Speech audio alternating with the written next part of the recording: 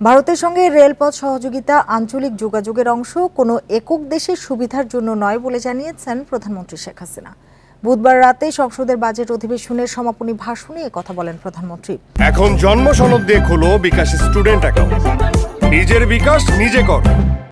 Bharat transit ব্যবহার করলে ক্ষতি নেই, বরং বাংলাদেশ আর্থিকভাবে লাভবান হবে উল্লেখ করে প্রধানমন্ত্রী প্রশ্ন তোলেন, গ্লোবাল ভিলেজের যুগে দেশ কেন বিচ্ছিন্ন থাকবে?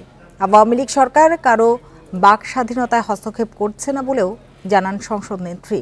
বলেন, জিয়া এরশাদের সময় আওয়ামী লীগের নেতাকর্মীরা নির্যাতনের শিকার হয়েছেন। সরকার দেশে মানুষের ভাগ্য পরিবর্তনের লক্ষ্য নিয়ে কাজ করে যাচ্ছে বলেও জানান প্রধানমন্ত্রী।